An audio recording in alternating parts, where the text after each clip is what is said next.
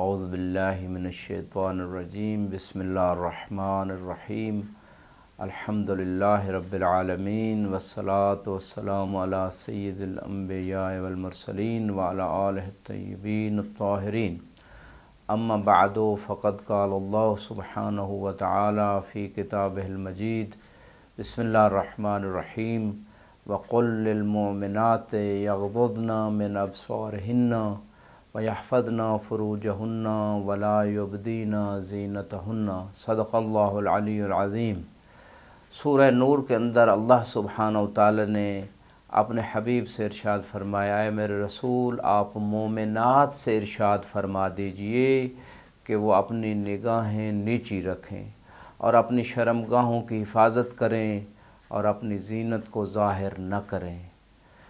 فقہی نقطہ نگاہ سے اگر پردے کے احکام کو دیکھا جائے تو جیسے کہ آیہ مبارکہ میں بھی ارشاد ہے کہ اپنی نگاہوں کو نیچے رکھا جائے،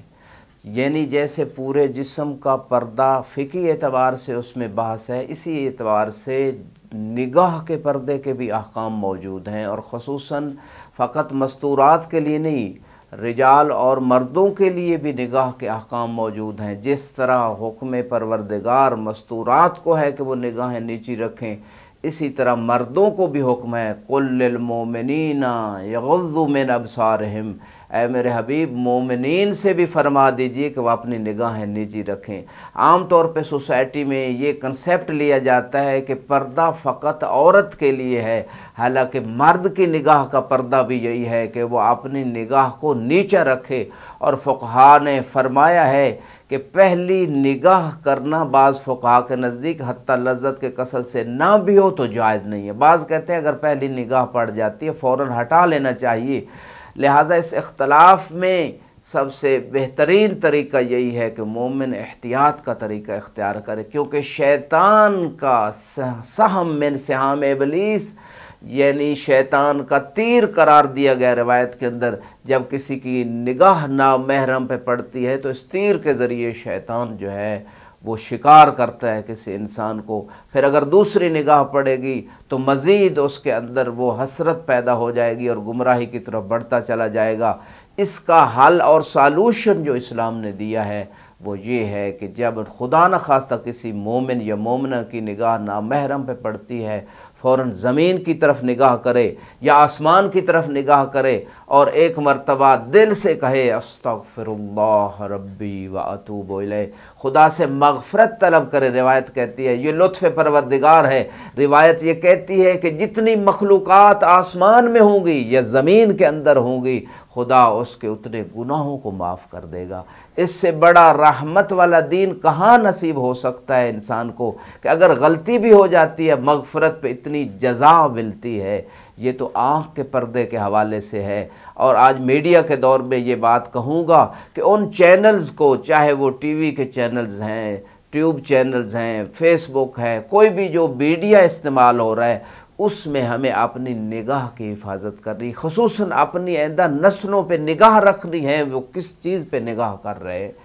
یہ والدین کے وظائف میں سے بنتا ہے۔ اور دوسری چیز جو اس مقام پہ فقہی نقطہ نگاہ سے میں عرض کروں گا کہ فقہا یہ فرماتے ہیں، اور اس میں اتفاق ہے فقہا کا، کہ 9 سال کی بچی کے اوپر پردہ واجب ہے،